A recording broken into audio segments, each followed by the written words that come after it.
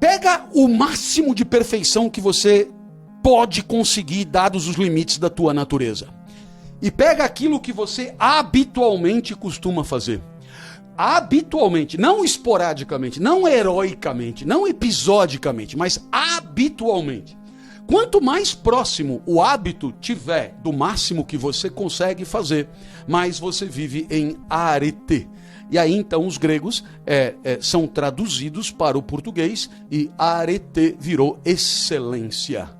A excelência é uma busca de equiparação do máximo de perfeição em relação ao que você está acostumado a fazer. Então, vamos dar um exemplo. Eu estou aqui falando, eu estou produzindo o discurso, essa é a minha praia, eu estou explicando, essa é a minha praia, e eu explico o tempo inteiro, todo dia.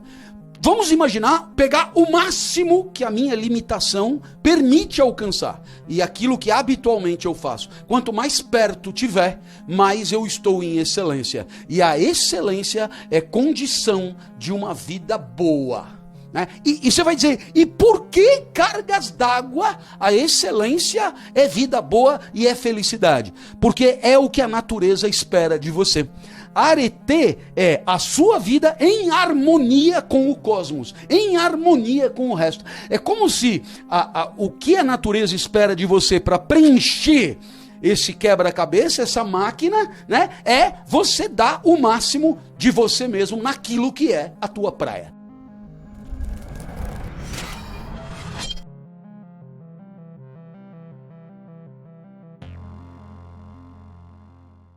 Porque você tinha os estoicos gregos que não tiveram relevância na história do pensamento. Né? E você tem os estoicos romanos. E justamente os romanos, que nunca foram muito bons de filosofia, no caso do estoicismo, eles é que se destacaram. Com direito a 3 grandes nomes: Epicteto, que era escravo; Sêneca, que era um jurisconsulto e senador; e Marco Aurélio, que foi imperador. Então, são os 3 grandes nomes. Já me interessei pelos 3 e já pus aí na internet muita coisa sobre cada um deles. E agora, proximamente, a gente vai apresentar 30 vídeos de cada um dando conta da sua principal obra. Né? Então, por exemplo, Epicteto era escravo, por isso era analfabeto. Portanto, ele não escreveu a sua obra. Por isso se chama Manual de Epicteto, é o título que foi escrito por outra pessoa, um aluno que foi lá acompanhar as aulas que eram verbalizadas. Epicteto não escreveu. E Epicteto disse coisas incríveis, entre elas uma das principais ideias do estoicismo. Né? Metade do mundo depende de você, a outra metade do mundo não depende de você. Quando eu digo do mundo, eu quero dizer da sua vida no mundo, digamos assim. Né? Se você observar bem, estar aqui dependeu de mim, enquanto escolha para estar aqui. Por outro lado, o convite não. O convite se impôs. Então, invariavelmente, ou a coisa resulta de uma escolha, de uma deliberação sua, né, de algo que depende de você, para ser mais específico mesmo, algo que dependa de você, ou então o resto da vida vem de fora. Ou depende de você, ou vem de fora. Tá. Né? Então, e qual é a continuação desta lição? Ora, se um pedaço da vida depende de você e o outro pedaço não depende de você, não dê a menor bola para a segunda metade. Faça a primeira metade dar certo. Ah, mas fazendo a primeira metade dar certo eu vou ser feliz para sempre e vou... Não. Vou arrebentar. Essas coisas que, né, o pessoal promete tanto. Os aí. Coaches. Vou ganhar dinheiro, ser milionário, ser famoso, aumentar medidas genitais, vou não sei o quê, vou coisar e pá. Então, não. Aí o cara fala, não, mas eu quero a felicidade absoluta e para sempre. Então, acho que não vai rolar.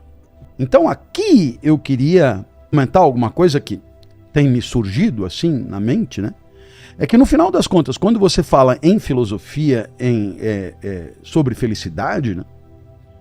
Hoje em dia, sobretudo, você tem, na verdade, dois pontos de vista que se enfrentam de maneira muito violenta, né?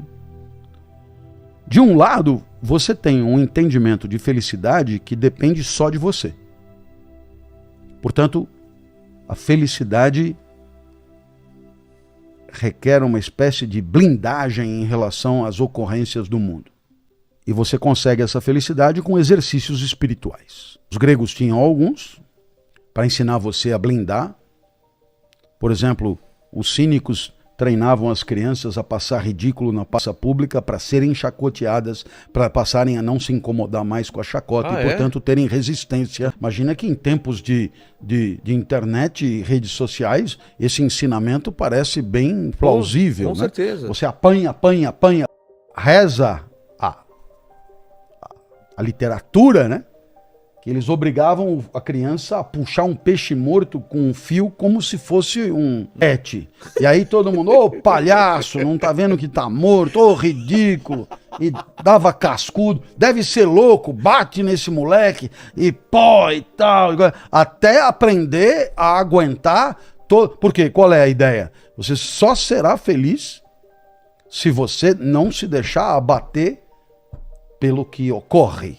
Pior pode acontecer é a sociedade. Com né? certeza. É o outro. Então, nesse sentido, eles submetiam o pessoal a esses testes a humilhações públicas, ao ridículo, com vistas a formar alguém competente para enfrentar qualquer situação.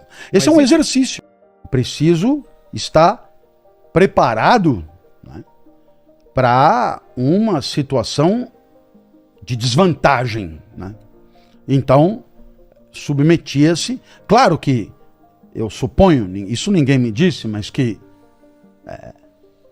essas práticas eram mais ou menos reguladas e, portanto, havia alguém olhando. Se a coisa desse ruim mesmo, tá bom, aqui já acabou o treinamento e tal, sai para lá.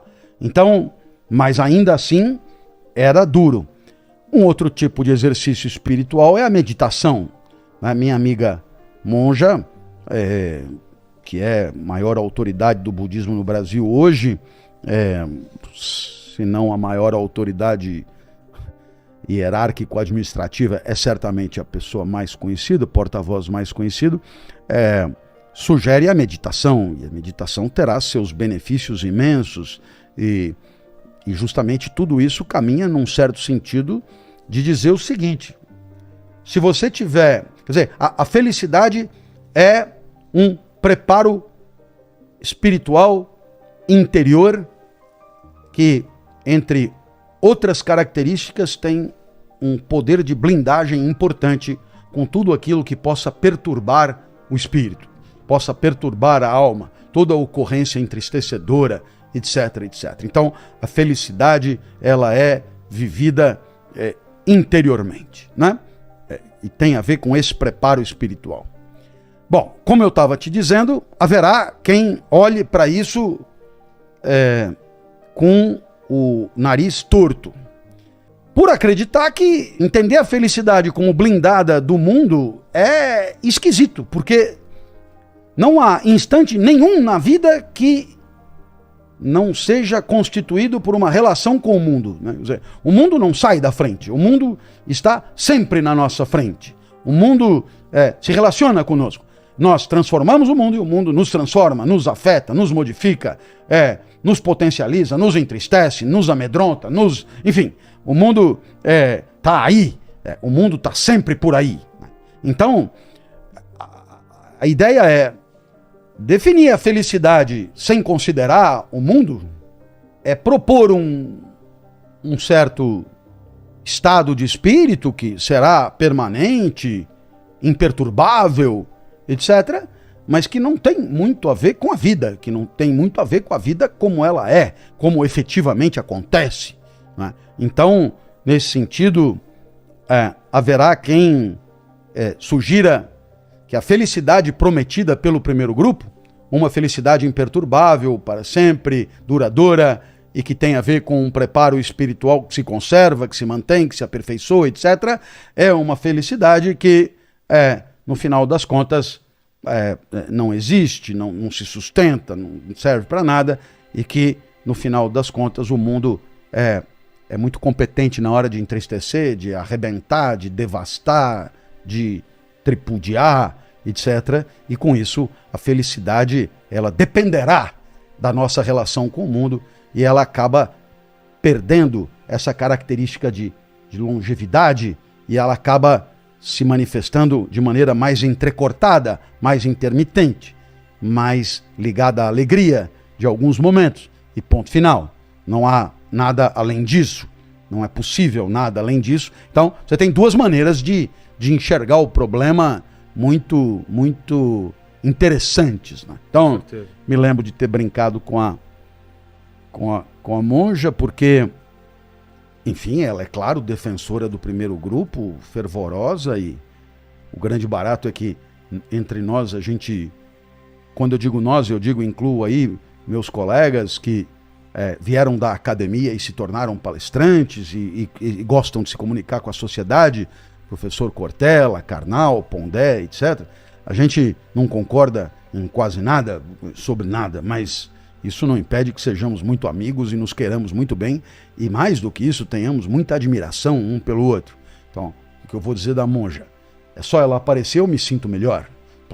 Posso não concordar com alguma coisa que ela diga, mas ela é incrível, né? Então, agora eu consigo ir um pouco além, né? E propor justamente o quê? Propor que, em meio a esses estoicos, né? Você tem uma ideia de fundo comum a todos eles? Eu acabei de lançar o meu curso Como Ler os Clássicos 2, e nesse curso especificamente eu fiz uma divisão em que primeiro tem um ciclo de 2 tragédias, depois um ciclo de 3 peças românticas, depois um ciclo de 3 autores russos do século XIX e por último um ciclo de 2 autores da literatura norte-americana do século XX. A gente se vê lá. Se você quiser saber mais, acesse o site.